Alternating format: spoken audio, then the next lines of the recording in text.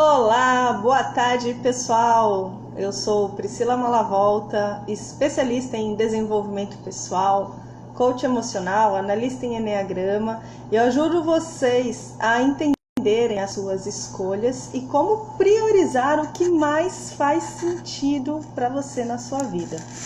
Hoje eu estou aqui com uma convidada super especial. Ela é a doutora Bruna Hernandes, advogada. Ela faz um trabalho bem especializado com o direito na saúde.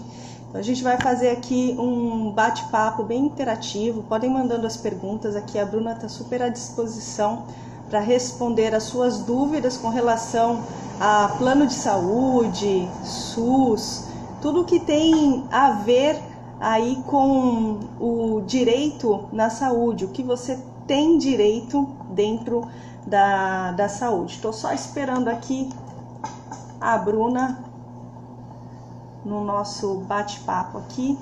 Já estamos em contato. Ela é advogada em direito médico e da saúde, auxilia profissionais na área da saúde, pacientes a ter a acessibilidade à saúde. Pode mandar coraçãozinho aí, envia para o pessoal que precisa de alguma orientação. A Bruna já está entrando aqui com a gente. Meninas, vamos entrando. Aê! Oi, Bruna, tudo bem? Tudo, e você, Pri? Tudo certo. Que bom que não está duplicado aí com eco. Pois é, eu não sei, acho que eu devia ter desligado e entrado de novo, eu não sei, eu coloquei fone agora para ver se melhora, mas eu acho que não, tá dando para ouvir direitinho? Tá normal, tranquilo. Que Ah, legal. legal, que bom. Eu estava aqui falando um pouquinho sobre você, mas eu gostaria que você se apresentasse. Eu sei que você é especialista aí em direito médico na saúde. Como é isso? Explica pra gente um pouquinho melhor, até para o pessoal entender o seu trabalho. Tá bom.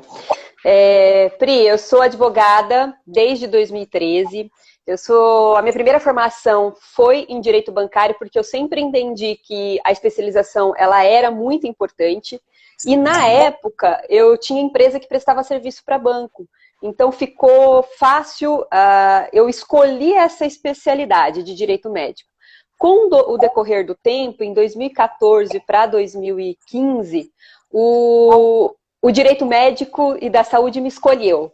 Eu tive um problema pessoal, assim, meu avô ficou muito doente e como eu sou advogada da família, eles são do Paraná, eu sou nascida do Paraná, né, moro aqui há pouco tempo, a minha família começou Bruno, eles estão negando isso, o plano de saúde não está trazendo isso, enfim. E aí, por conta dessa demanda pessoal, e aí por isso que eu falo que num primeiro momento eu escolhi a especialidade e direito médico e da saúde me escolheu num segundo momento, foi por ter que estudar muito mais profundamente sobre essa necessidade, essas demandas que foram surgindo em relação ao meu avô.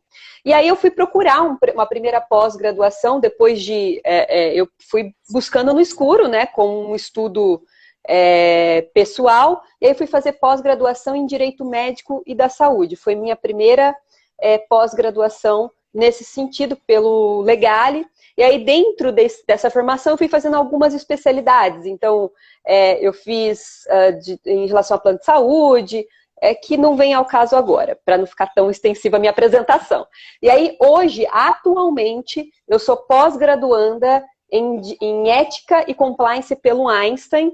A gente vai terminar minha pós agora no mês de agosto, eu acho, se eu não me engano. Mas tudo na linha de direito médico e da saúde.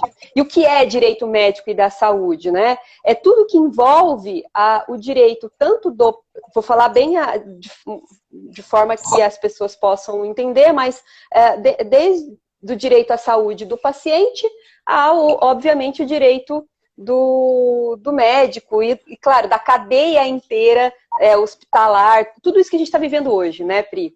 Então, resumidamente, essa é a minha formação. Ah, que legal. Não, e é bom quando você fala assim, é esse tópico que me escolheu, né? Na verdade, é quando a gente introduz, a gente interage mais com algo que a gente tem uma afinidade ou uma necessidade, né? Que no seu caso foi uma necessidade pessoal, familiar, a gente se engaja, a gente se conecta com aquilo e a gente quer resolver. E aí você viu nisso aí uma gama de poder ajudar muito mais pessoas.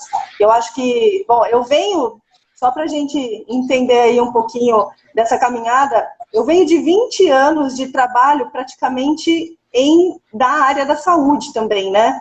Eu tenho familiares que são médicos, mas eu sempre trabalhei na área da saúde. E o meu último trabalho formal, digamos assim, foi em uma cooperativa médica. E aí eu trabalhava fazendo a parte de convênios, planos de saúde. E é uma burocracia muito grande. Então, quando eu conheci a Bruna, né, eu falei assim, nossa, que bom que tem profissionais engajados, que ajudam tanto uma parte quanto outra, né? É importante a gente saber que todo mundo tem direito, certo? E o legal, Pri, que você falou dessa necessidade, é que por ser uma área que me escolheu, toda vez que eu falo que parece que eu já estou nessa área desde 2014, assim, quando eu iniciei a trajetória em Direito Médico e da Saúde, né?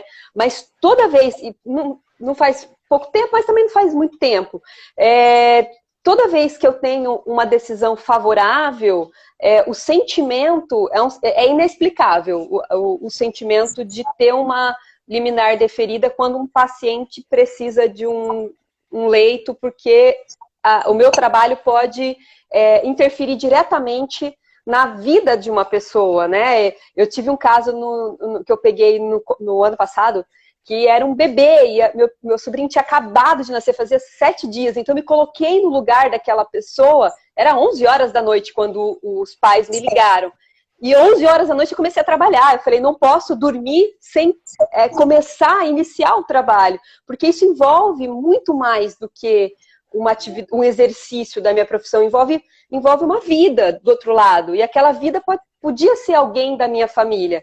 Então, essa conexão que veio dessa origem familiar, ela até agora, e graças a Deus, porque isso me mantém muito ativa nas atividades, assim, em tudo que eu faço, é muito viva em cada trabalho que eu estou executando. Que legal, que legal. Eu gostaria que você falasse agora em que abrange, né? Como que funciona especificamente esse direito médico da saúde? Tá, e antes de entrar no assunto, eu queria, assim, eu trouxe um presente para você e para o pessoal da sua audiência. Se quem tiver aqui, que é da audiência da Priscila, quiser, e aí é um bônus de verdade, uma bonificação, nem fiz isso na minha live, é presente mesmo para os seguidores da Pri, me mandarem um oi, ou se eu tenho interesse, eu encaminho gratuitamente um e-book que eu elaborei, junto com o manejo que é elaborado pelo Ministério da Saúde, não só seguidor, porque senão meus seguidores vão ficar bravos, né? Meus seguidores também, se quiser, me manda que eu quero, e aí eu encaminho gratuitamente, é um e-book, eu elaborei um passo a passo, direcionando as pessoas no momento em que elas, assim, eu previ o maior número de situações, claro que não vou conseguir atender todas as necessidades, mas dentro dessa pandemia, né, o que acontece com uma situação, o que acontece com outra situação, uma terceira situação, assim, uma hipótese, e o que você que está naquela situação, o que você pode fazer? Então, esse e-book é um passo a passo, um direcionador. Ele vai resolver os problemas das pessoas que estão em relação à saúde? Não, mas ele vai ser um material que ganha tempo se a pessoa tiver que decidir ou buscar uma solução para um problema. E a gente sabe que na área da saúde, né, Pri, tempo é algo que a gente não tem, né? Então, se eu puder, dentro desse trabalho, contribuir, diminuindo esse caminho, ou pelo menos a tomada de decisão, é isso que eu fiz nesse material. Então, tá aí, presentinho para o pessoal que me segue, mas também um presente que segue, o pessoal que segue a Priscila. Pode falar lá, vim pela Priscila, estava na live da Pri. Se quiser compartilhar também essa live aqui da Pri com outras pessoas, eu vou, com o maior carinho mesmo, divulgar e entregar esse material que eu fiz. Agora vamos para o assunto sem lenga-lenga, né? Que as pessoas querem saber qual o direito delas. Eu andei pesquisando, eu estou preparando um artigo para disponibilizar para eu sou presidente, acho que eu não falei isso, do Sindicato dos Advogados na Comissão de Direito Médico e da Saúde de Santos. E eles me pediram um artigo para falar sobre essa pandemia, né? Na área da saúde. E aí eu fui fazer uma pesquisa em relação ao número de pessoas, porque todo mundo fala, nossa, vai ter um colapso na saúde. De fato, até na live anterior, falando com o Dr. Ricardo Seixas, ele mencionou que a gente já vive um colapso na saúde, a gente sabe disso, que existe falta de leitos, existe problema na medicação. Eu sou um instrumento justamente nessa linha entre o paciente, o que é direito de todos na saúde e o que efetivamente o Estado entrega em relação a esse direito, né? E aí o único caminho que a gente tem, infelizmente, dentro de uma temática, é o Poder Judiciário, que ele tem o papel de garantir o que é o direito daquela pessoa, né? Em relação à saúde, especificamente. E aí eu fiz um levantamento que 158 milhões de pessoas dependem exclusivamente do Sistema Único de Saúde. É um número altíssimo. Agora eu não sei se, porque por conta desse impacto que nós tivemos na economia, se esse número vai alterar. Muito embora a Agência Nacional de Saúde determinou que as operadoras de saúde não suspendessem os atendimentos, mesmo para os inadimplentes, ainda assim, a gente sabe que acontece, eu vi uma notícia hoje em relação a isso, a gente está falando de um número muito expressivo e o colapso na saúde que, de fato, já era um cenário e hoje não vai ser outro, senão pior do que o que nós tínhamos.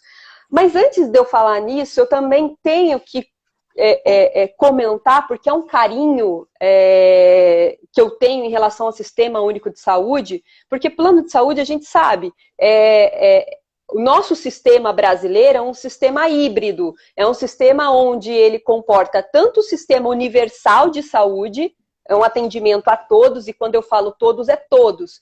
O gringo que está aqui no Brasil, ele tem acesso à saúde? Tem, ele tem, é um direito a todos, é universal, e é um dos 5, se eu não me engano, países do mundo que tem esse Sistema Único de Saúde.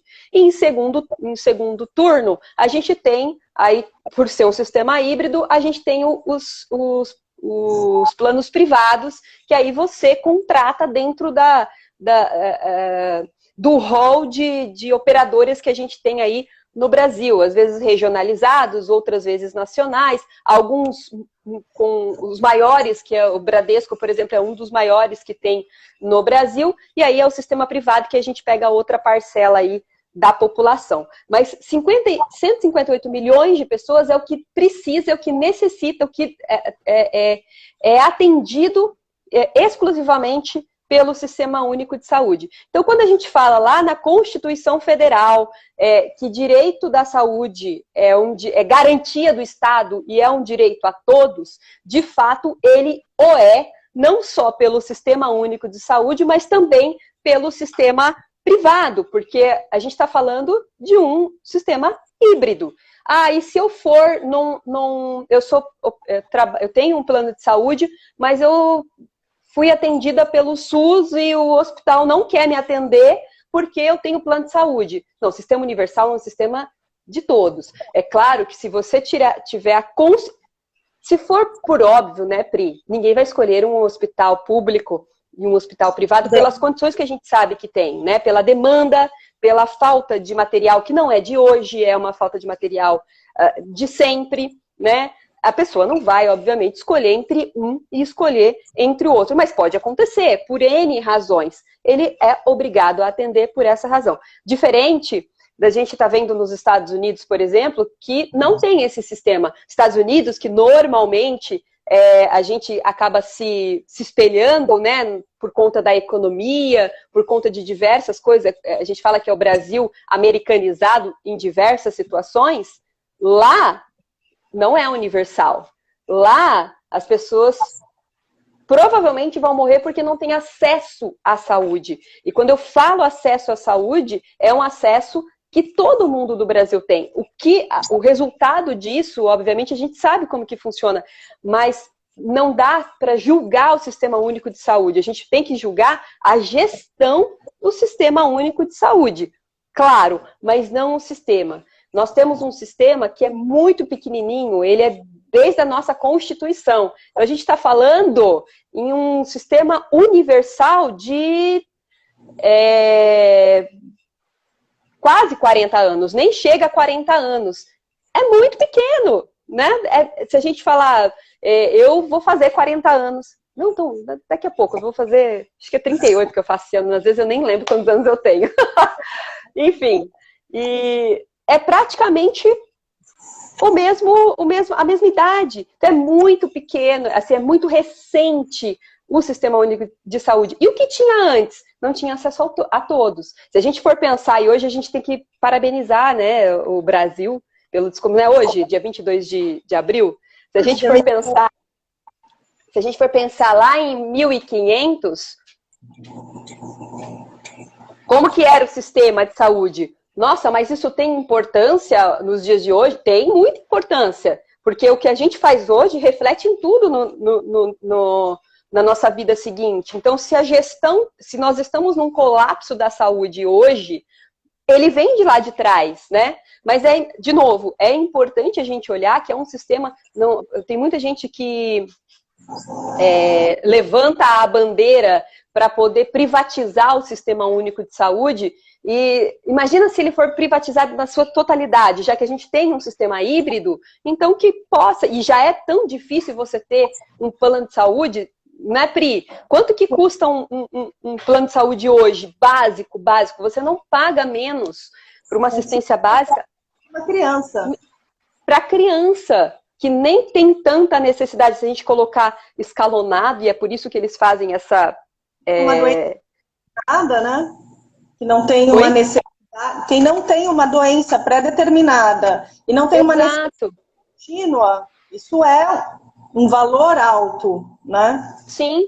E aí, se você pensar na faixa etária, quanto que não paga? Eu peguei um cliente, um paciente esses dias que, juro, ele paga 3 mil reais de plano de saúde.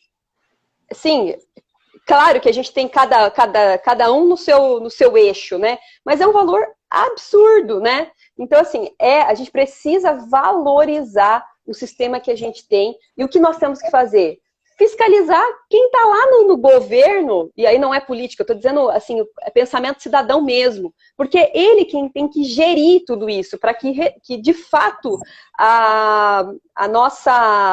o alcance do acesso universal, ele chega até o cidadão que é o mais interessado, aquele paciente, de forma completa. Então, eu tenho atendimento no tempo adequado. Quantas vezes a gente vê paciente com câncer que tem um prazo que a lei determina de 30 dias para iniciar o tratamento e 1 ano sem tratamento, quando já é irreversível, né? Então, assim, a gente precisa... Quando fala sobre o colapso na saúde, eu entendo que ele pode ser um cenário muito pior do que ele já é, mas eu também concordo com o Dr. Ricardo da live anterior, que é médico, né, e conhece muito bem os bastidores, que a saúde já estava em colapso. De fato, mas ainda assim eu atribuo que não é o sistema. E não é porque a semântica é ou não importante. Ela é muito importante porque o problema está na gestão. Se você simplesmente apontar para o Sistema Único de Saúde, você acaba não olhando para o problema de fato, que é a gestão. E a gestão do quê? A gestão de tudo. A gestão de recursos, a gestão do próprio, da estrutura que é montada, porque a saúde, ela tem uma estrutura para ter um norte. A gente tem a estrutura baseada em atendimento primário, atendimento secundário e atendimento terciário, que hoje está sendo um basilador para o próprio Ministério da Saúde, porque é de lá que ele tem o protocolo de atendimento. Então, como que você vai fazer se você está sentindo isso ou aquilo? Ele tem um direcionador para os profissionais da saúde, e nesse manual que eu vou entregar, de brinde, de cortesia, de orientação, lá ele fala exatamente qual é o entendimento do Ministério da Saúde para direcionar aquele paciente que está com alguns sintomas, outros sintomas, e o que ele pode fazer se ele se encaixar naquele perfil. Se eu sei que eu estou num perfil de atendimento primário, aonde eu tenho que ir? Eu consigo dialogar com o médico, porque hoje a gente vê o que houve um distanciamento entre médico e paciente, né? Então, se eu consigo, de igual para igual, no sentido de eu sei qual é o caminho, porque eu fui orientada, eu tenho informações, não para ser melhor que o médico de forma alguma, porque ele estudou para isso, mas eu consigo dialogar com ele, ao invés, inclusive, de apontar algum tipo de erro, ou dizer, esse médico não está com boa vontade, esse médico, né? E aí, de novo, eu volto para a consciência humana, porque o médico, ele é um ser humano que está do outro lado, passando por todas as dores que nós também estamos passando dentro de casa ou fora dela, independente da sua situação, mas mais do que isso, ele está na linha de frente, deixando a sua família,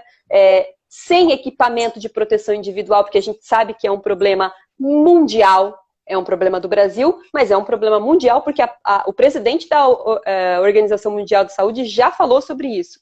Então, assim, é importante que você tenha esse diálogo, entendendo que do outro lado, ele é um médico e também um ser humano. Ou melhor, eu brinco que ele, assim como eu falo que eu estou advogada, eu não nasci advogada, me formei em advocacia, né? Mas eu sou a Bruna de sempre. Tudo que representa a minha pessoa, ela vem comigo eu estando advogado. Então, as minhas decisões, a forma como eu trato as coisas, vem de mim, não é a formação não trouxe isso para mim, né? Então, isso também se aplica ao médico. Então, ele está médico nesse período, mas ele é um ser humano. Então, você precisa dialogar com ele de alguma forma, né? De ter um diálogo onde você não se coloque numa posição de ser julgado ou julgar o outro, a outra pessoa. Porque você realmente não sabe qual é o que ele deixou de fazer ou o que está acontecendo com ele para ele estar ali naquele momento. Então, quando a gente fala em direito médico, a gente também está falando dessa relação. A gente também está dizendo que é importante para que você tenha o direito de ter a assistência, que você inicie o primeiro passo, o seu relacionamento com o médico. E por que eu estou falando isso, Pri? Porque para o Tribunal de Justiça eu vou entrar na seara jurídica. E por que eu vou entrar na seara jurídica? Porque se eu tenho direito, diante da Constituição Federal, a ter acesso à saúde, é garantia minha. Voltou? Voltou? Me ligaram de vídeo aqui, eu tive que desligar. Se eu tenho, pela Constituição Federal, garantido um direito à saúde, se eu tenho isso, né, que está na Constituição, e eu não consigo isso de alguma maneira, né, eu não tenho acesso, por exemplo, a um exame de Covid, eu não tenho direito, eu não consigo um leito, um respirador, por diversas razões, não vou entrar no mérito da falta de leito, da falta de respirador, não é isso que eu estou...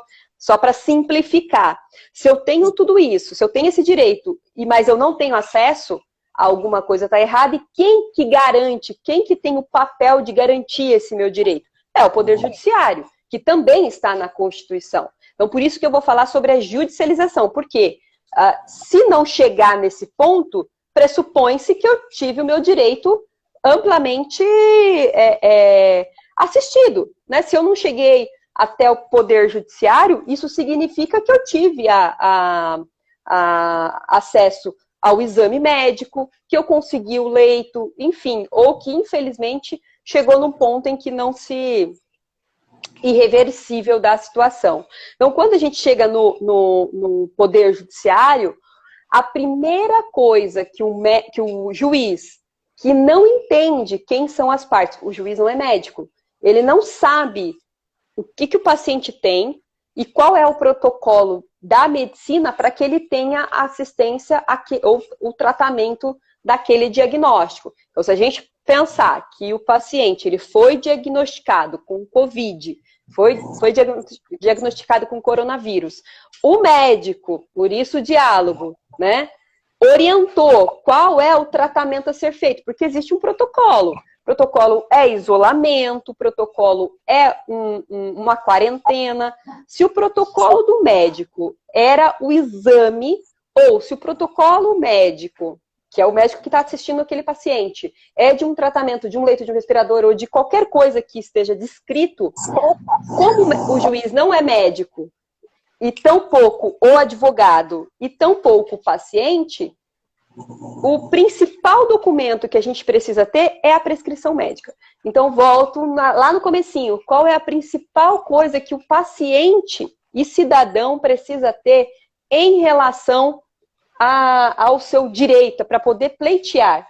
É o diálogo com o seu médico. É dizer, o médico não sabe qual é o seu histórico. É dizer, eu estou assim há tantos dias, eu estou assim dessa forma, a minha família está assim, a minha família...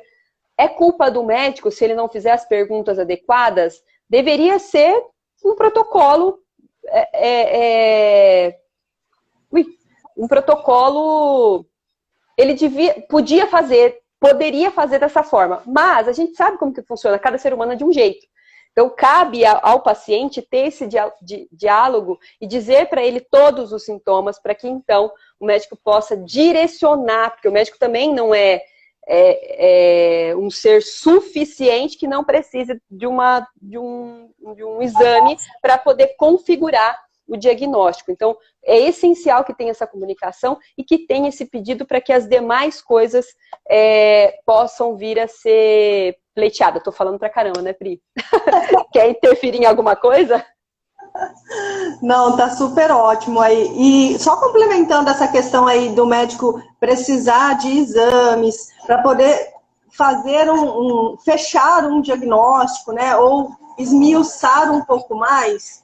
Pessoal, muitas vezes, como eu trabalhei muito tempo com médicos e profissionais da saúde, e durante um bom tempo eu trabalhei com esses profissionais em início de carreira, vamos dizer assim, né? Aqueles que saem da faculdade, a Bruna pode até falar isso, quando a gente sai da faculdade, a gente sai cru, né? Uhum. A gente sai com um conceito, a gente sai com um aprendizado teórico, por mais que se passa tempos e tempos em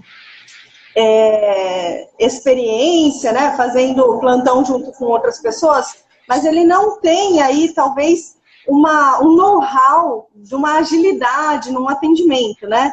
Então, em alguns lugares, as pessoas vão, e isso era uma das queixas que eu mais recebia dos médicos, que eles começam a trabalhar num ambiente novo, numa UPA, num hospital público ou num atendimento de grande massa, né, num pronto-socorro, por exemplo, eles têm tempo para atender a quantidade de pessoas, para dar conta de atender a fila que já está formada.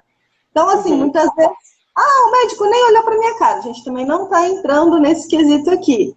Eu só estou comunicando que isso é algo que eu sei por diversos profissionais, que eles têm tempo contado em minutos mesmo, que eles não podem ultrapassar X tempo de atendimento. Então, você chega e existem as pessoas que não têm noção da clareza do que está sentindo, né? Tem pessoas que vão com transtornos emocionais vinculados ao físico e aí não consegue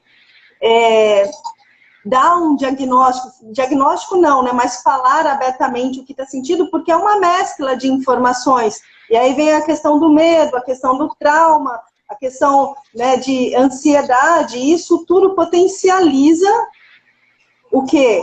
Uma demora de atendimento ou crises, e isso faz com que as pessoas tomem lugar do médico tomem um tempo maior num atendimento, fazendo com que ele direcione uma atenção muito para um pouco para outro. Então, assim, a gente não está levantando bandeira para um lado nem para outro, né? Sem casos de médicos aqui da Baixada que estão com o coronavírus, tem médicos que estão em isolamento, tem médicos que já estão recuperados, já voltaram a trabalhar, todo mundo está suscetível, né? Como o doutor Ricardo disse, nós somos seres humanos, né? Seres humanos, estamos todos aptos a pegar a doença, né? Aí, é verdade. se você se previne,